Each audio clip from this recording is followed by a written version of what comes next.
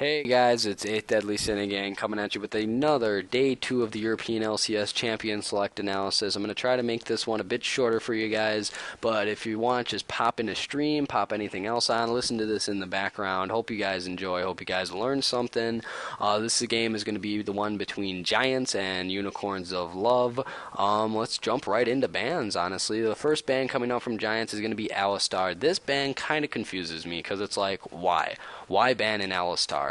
Like, sure, it has good engage, sure, it can come very tanky in the front line, setting up a lot of dives and stuff, but, like, why? No one is necessarily, no team comp is going to be completely destroyed by the Alistar engage. I mean, sure, when we look at the general comp that Giants has drafted, honestly, it probably would have been hurt a bit by the Alistar, but it's not even a tier 1 support pick. I think there's way better supports than Alistar that you should be banning out, unless you're thinking they're going to somehow combo it with Callista or something. I really don't see how Alistar is a first ban threat that really Giants should do. I think that's a wasted ban. I think that they should be banning out either Lissandra or Fiora, whichever one they don't want to play in the top lane, and also I think that they should be banning out like people like Lulu if they aren't going to be playing Lulu, or what I've already stated with the Fiora Lissandra, depending on which one they want to pick or which one they're trying to force Unicorns of Love to ban, because Unicorns of Love is on the red side. Let's move on to the second ban.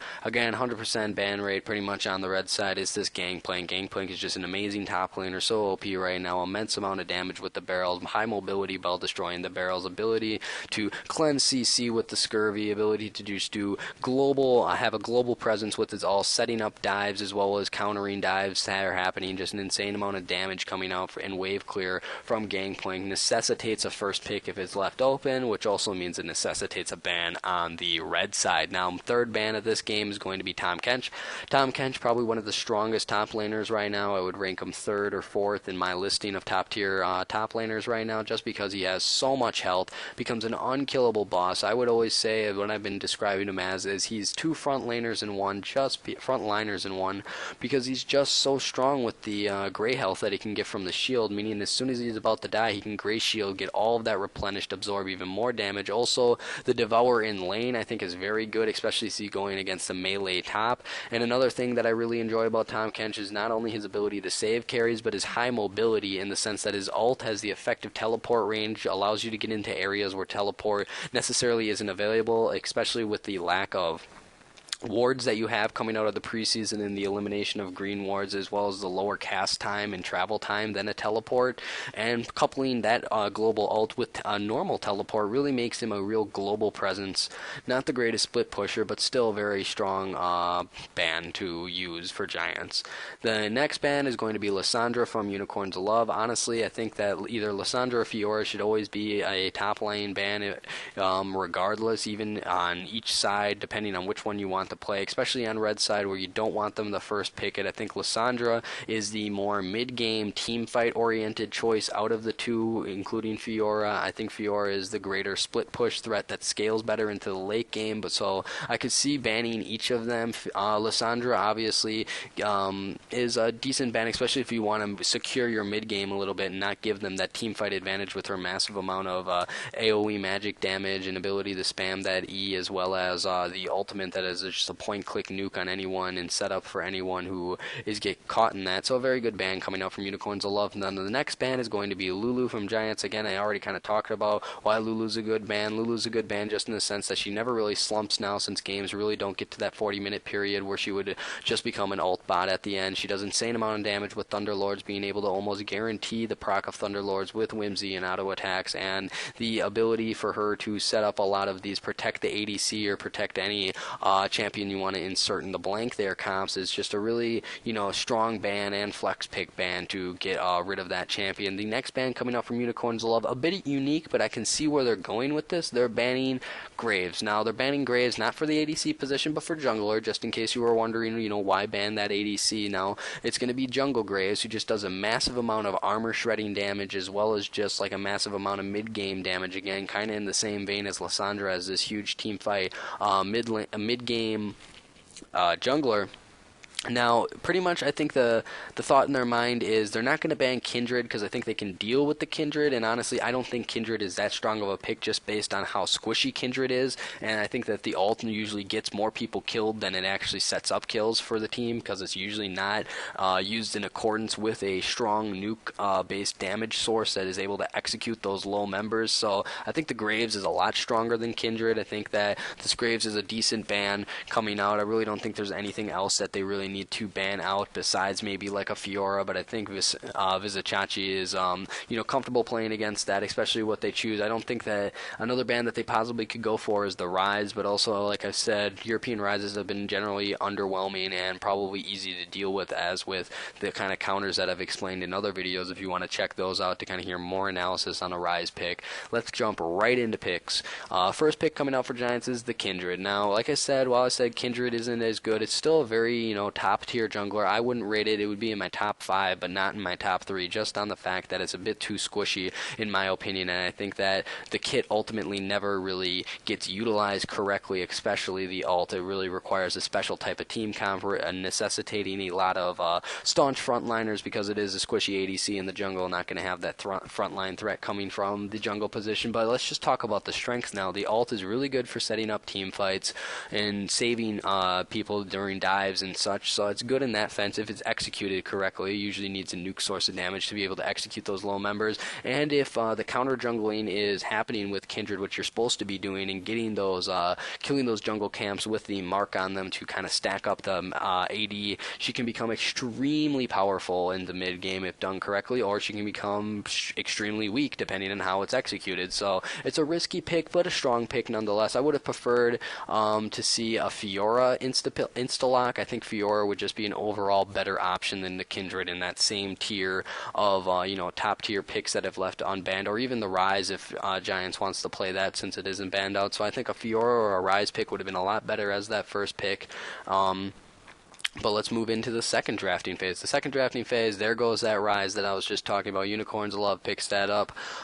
This is going to be a top lane Rise, but they don't know that yet, so an extremely good flex pick to be choosing. Then they pick up the Ezreal from the Force deal back. I find this, and I think a lot of people found this a bit odd, because you think of top ADCs, and I've even said this, my top 3 ADCs right now are Corki number 1, Lucian number 2, Misfortune number 3, even with the nerfs. And I think that the reason they're going for Ezreal is you can already see what type of team Unicorns of Love wants, and they want to secure that as an integral part of this. They really want to be able to have a lot of kite ability coming out of the bot lane, a lot of disengage coming from the bot lane, along with mobility, just to kind of delay that game until Rise gets to the point where he can carry them in that late game. So I think, like, for what they're trying to do at the end with their entire team comp as a whole, I think Ezreal fits in really nice, and especially just seeing the Kindred. Ezreal can poke out the Kindred, who is already really squishy, and be able to kite the Kindred very well if it's that blue/purple build Ezreal that has the, Ice Gauntlet, as well as other, certain items that gives him not only great damage, but, great kite ability in terms of being able to disengage and slow down enemies, such as Kindred, who's going to be jumping and pouncing towards him. Let's move to the third pick phase. It's going to be it's going to be picking up Trundle for Giants, and as well as Shen. Now, the interesting thing, Trundle is a very good pick right now in the meta because he just offers so much zone control with that pillar and the CC that it causes. Even with the nerfs of increasing the mana cost, doesn't matter because you're not just constantly throwing out pillars, so you're never really going to run out of mana, especially as support Trundle, which you can pretty much assume that it's going to support Trundle. Trundle in the top lane isn't as good as it used to be, especially, and Shen just kind of provides a lot more in the top lane in terms of like utility and TP pressure, while Trundle really shines in the bottom lane as a support because not only does he have the stat stealing and sustain of his passive with the minions dying around him to kind of heal up after he's been taking and engaging and trading with the enemy bot lane, but his just pillar sets up so much, not only sets up guaranteed poke with the slow, but also can set up picks on the bot lane in the sense of knocking the enemy ADC back towards you, and then having that slow around them to be able to set up those kills in the bot lane and be able to prevent any real ganks coming in, especially since you don't know the jungler of Unicorns of Love. He's able to stop that Zac jump in or any other form of engage pretty much from any jungler. So a very strong support. Also has the ability to steal stats away, so it's going to be able to steal stats away from the Ryze, making him easier to kill, or steal stats away from any frontline threat that Unicorns of Love is going to be able to throw at them at this point in the ban, since all they know is that Unicorns has the Ryze, which is flexible still, and the Ezreal, which they know is going in the bottom lane. Then you have the Shen pick. Let's just talk about that fast. Shen, obviously, if you've been watching League of Legends for a while now, Shen has been pretty prominent always as this top lane, tanky top lane that also has the utility of his ult, and now his ult will allow him to save various members, save suppose a Kindred or such, just like a squishy member, and also kind of serves as a tanky front line along with Trundle to be able to facilitate the use of this Kindred, because you really need that staunch front line with the Kindred, who's just another huge damage source rather than any tank source coming from the jungle, who really is squishy and needs that front line just to survive and be useful. So I think in general these are decent picks. There's nothing really else I would suggest that hasn't been banned out besides saying I much would have preferred a Fiora top, but that doesn't really mesh since they chose the Kindred in general. So honestly, for what they have drafted so far and the team comp that they're kind of crafting, I think that these picks are fairly decent for Giants. Moving on to the fourth picking phase, which is going to be Unicorns of Love second. They're going to be picking up the Elise for the jungle and Thresh for the bottom lane. Now, Thresh might seem like a confusing pick, so I'm going to jump right in on that. Now, you might be thinking to yourself, why Thresh? There's probably a lot of better options that they can choose here, but like when you really think about that, you have to think, well, what is the aim of the Unicorns of Love bot lane? Their aim is just to be a disengaged kiting bot lane that just buys time for Ryze to scale up while also still having the potential to do and engage damage if they get a nice pick or something out. They're not an aggressive bot lane. They're just kind of buy their time, I should say, and idle around while also kiting any engage that really comes in. Ezreal is going to be able to kite Trundle very effectively, being able to arcane shift over the pillar if it separates them, as well as the disengage from Thresh with lanterns and flays, as well as the CC from the hook, being able to set up if anyone is caught out of position by the bot lane. So I think that this Thresh synergizes really well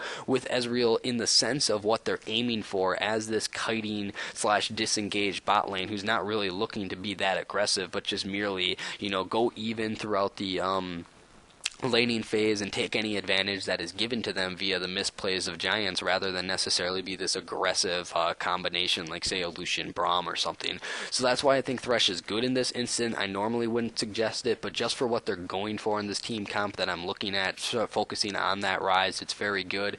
Now, the Elise, a great pickup here, a very aggressive jungler, a lot of damage coming out from Elise in the early game, especially in combination with Thunder Procs as a mastery keystone. Now, Elise just has a lot of gank ability in the sense she can open up a lot of gank paths with the repel and the range of the cocoon, which is amazing. I really think that Diamond Procs is not only going to be doing a lot of counter jungling of the Kindred to kind of shut the Kindred down, and Elise is very good at early game counter jungling just based on the base damages of her abilities at that, first 3 levels to 4 levels that Elise has. It's just insane compared to a Kindred who isn't that strong at that point, but eventually gets stronger once Kindred hits 6. So I think the counter ganking is, not counter ganking, the counter jungling is going to be a very strong aspect that Unicorns of Love should really employ. But also, Diamond Procs has the perfect champion to kind of set up not only counter ganks for wherever this Ryze goes, but also gank for this Ryze and kind of try to not accelerate the scaling of Ryze by getting Ryze early kills in lane and making him a lane dominant force, giving him the ability to scale faster and ultimately moving up the end game timer that Unicorns of Love has placed on the games with the inclusion of the Ryze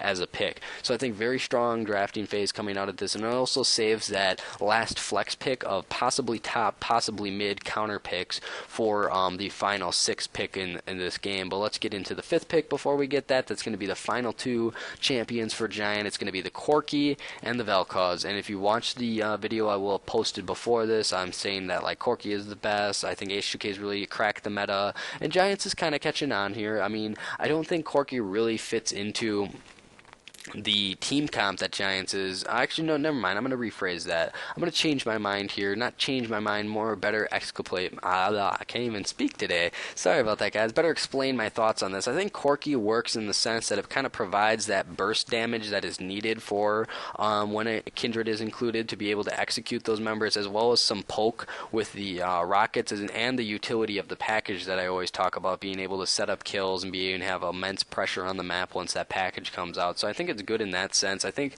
Corki does fine going into Ezreal, goes fine going into Corki, having that Valkyrie to dodge out. And with Trundle can set up a lot of the Foss bombs and poke guaranteed for Corki with the slow zone of the Pillar of Ice. So I think that's very good. And I think Corki's very strong overall, so I wouldn't necessarily not recommend it. But let's get into the final pick, which is probably the most interesting pick of the entire day of the LCS. We have Vel'Koz coming back, and you might think, Vel'Koz, why the hell would you ever pick a Vel'Koz in the mid lane, especially with the team comp the Giants has? So not only does Vel'Koz kind of provide that extra nuke for Kindred as well, being able to cast these really huge area of effect abilities, especially like his W and his E to set up massive things, but the only reason Vel'Koz is viable is because of the changes the Frost Queens claim, i.e. Spooky Ghost. So Spooky Ghost just allows Vel'Koz to be able to set up his spell rotations on various people now, whereas beforehand everyone was so mobile that while Vel'Koz can do an insane amount of damage, he never is able to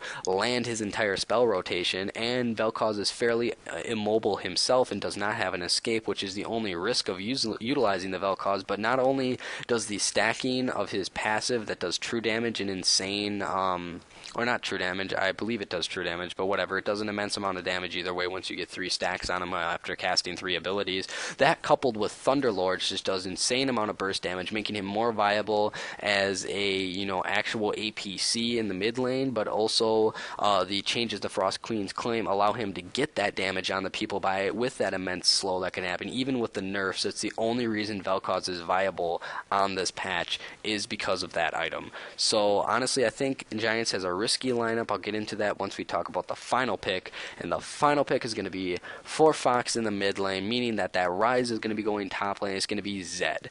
And now the only reason Zed is picked out, and I even think maybe Unicorns of Love was always originally thinking of sending that Ryze mid lane, but there's 2 implications to why you don't in this case. And even though I'm a strong proponent of saying that Ryze top lane is not good and probably shouldn't be used, this is one of those scenarios in which it can be used. First off, Ryze into Vel'Koz goes even at best. Ryze doesn't really dominate that lane. Vel'Koz really doesn't dominate that lane unless he gets a full spell rotation off and then can burst out the Ryze. But Ryze into Shen is amazing in the fact that Shen is such a passive laner, which means that Ryze can just sit there, free farm, especially in that ranged melee matchup, and be able to scale up nice and easy without too much kill pressure coming from a Shen top, which is very good. So Ryze going into a passive laner is probably the best setup you can to accelerate the scaling process of Ryze.